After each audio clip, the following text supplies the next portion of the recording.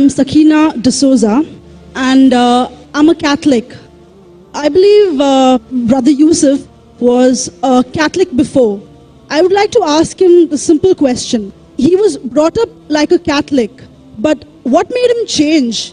Doesn't he believe that the Messiah is true, or did he ever feel that the religion, Catholic religion, has not brought up any Messiah and the Bible is false? I would like to just know what that means, because he said he was a Catholic before and now he has become a Muslim.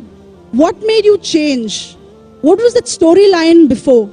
Doesn't he believe that there is a Messiah, or the Messiah had come, saved us, died on the cross? Thank you very much for a good question. I hate to disappoint you, but I wasn't a Catholic. But I was with a Catholic priest the night that he accepted Islam. And I asked him these questions you asked me. Because after all, I was still a Christian, a preacher in Christianity, and I wanted to know why my best friend, a Catholic priest, had converted. That's a pretty weird thing. A Catholic priest is not like a regular preacher in the Protestant religion. A Catholic priest has given up everything. He's given up his life to be a Catholic priest. When he enters into this realm, he's basically given away everything. He can't have a wife, he can't have children, obviously no grandchildren. He has no home, he just lives in a rectory or wherever they give him a place to stay. And he's sent wherever they tell him to go, do whatever he's told to do, and that's it. And he cannot disobey the Pope, otherwise they can kick him out of the religion, and if they do, he's excommunicated and he goes to hell forever. So how would a person like this want to become one of those Muslim terrorists? That's what I wanted to know.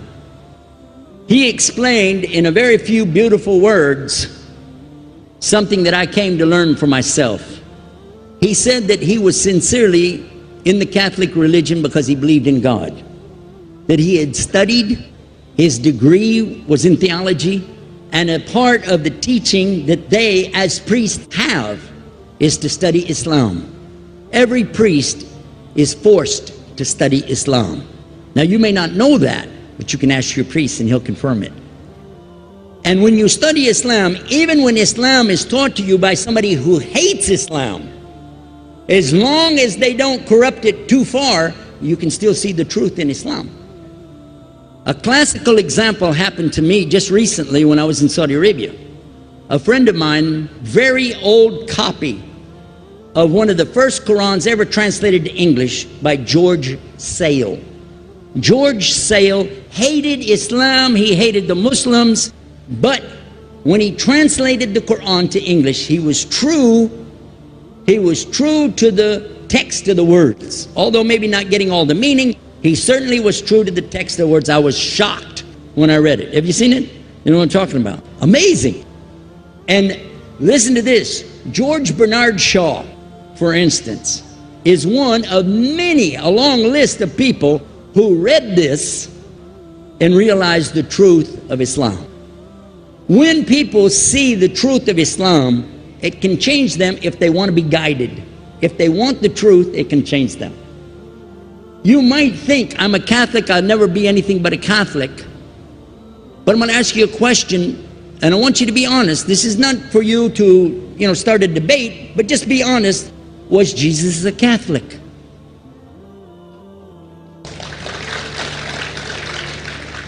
And it's not open to debate, so there's no point in opening that up, because you know and I know he wasn't. The Catholic Church was in business about 300 years before Jesus was born. It's on their website. Don't go like this. It's on their website. That's where I took it from.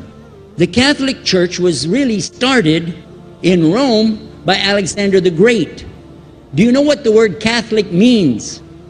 It means universal. It was the universal church for the Roman Empire. If you didn't join it, you could not be a Roman citizen. And it was opposed to the teachings of Judaism and opposed to the teachings of the early Christians for more than 200 and some years. And they were diametrically opposed to each other to the extent that it was the Romans killing the early Christians.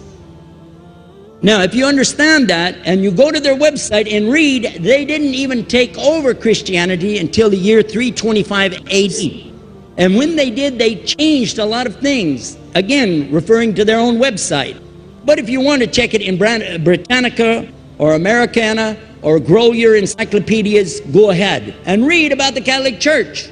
When in August of 325 AD at the Nicaea Council, they took over, first thing they said was, let's change the date of the birth of Jesus to be the same date as that of Mithras, which was the god, one of the gods worshipped there, and also the sun god's birthday was the same day, December the 25th, believing it to be the shortest day of the year.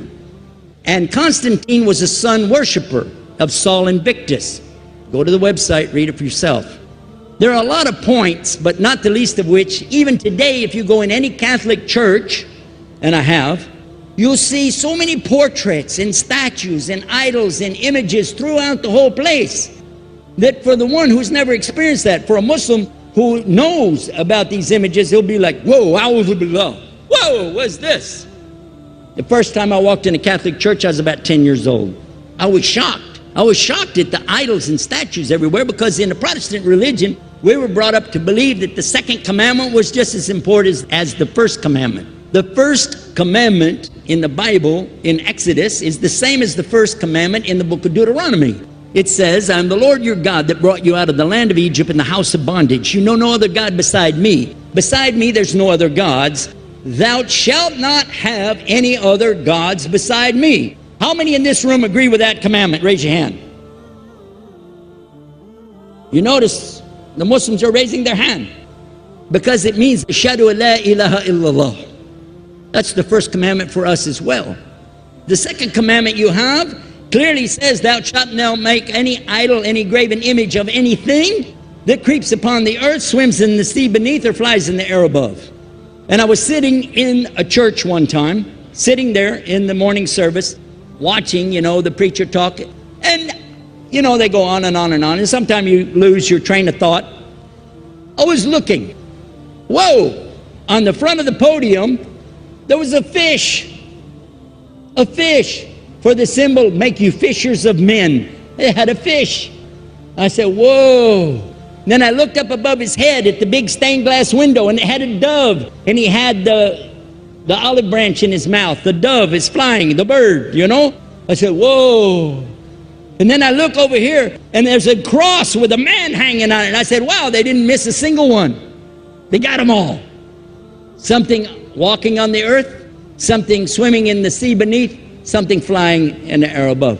So look at these two things. Clearly, the first two of the 10 commandments, bang, bang, boom. Because if you said God is more than one, where did you get it from?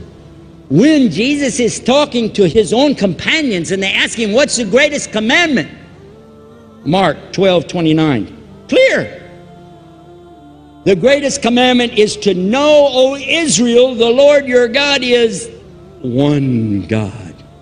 And you have to love him with all your heart and all your mind and all your strength.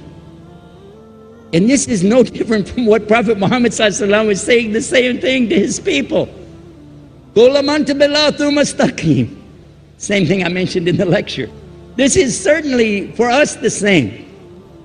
So what you see is Muslims practicing the commandments, and you see people claiming the commandments but practicing something else.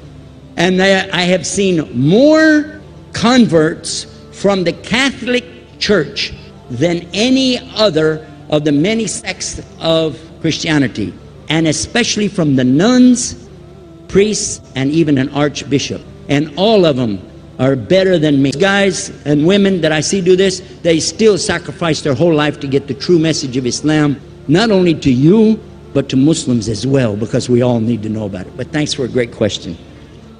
My beloved brothers and sisters, as Muslims, our character and conduct are a reflection of our faith. The Prophet ﷺ was sent as a mercy to all mankind, and one of the greatest ways he spread Islam was through his beautiful manners. When non-Muslims see honesty, kindness and fairness in your actions, they will naturally be curious about the faith that inspires such behavior. Sometimes your character alone can be a form of da'wah, stronger than words. Showing good character to non-Muslims means treating them with justice, respect, and compassion. Islam does not teach us to be harsh or arrogant. Rather, it teaches us to be humble, gentle, and wise. If people see you dealing fairly in business, helping those in need, or speaking kindly or giving charity generously, they will notice that Islam encourages goodness in every aspect of life. A good Muslim is not just one who prays and fasts, but also one whose dealings with others reflect sincerity and integrity. When non-Muslims experience this, they will be drawn to learn more about Islam. They may even begin to realize that Islam is not what stereotypes portray, but rather a faith of mercy, peace, and justice. Your behavior can open their hearts before your words ever reach them. So be mindful that every action you take can either bring people closer to Islam or push them away. By embodying the values of honesty, kindness, patience, and forgiveness, you are living proof of the beauty of Islam. Remember, sometimes the best da'wah is not in speeches, but in living as a true servant of Allah with the best of manners.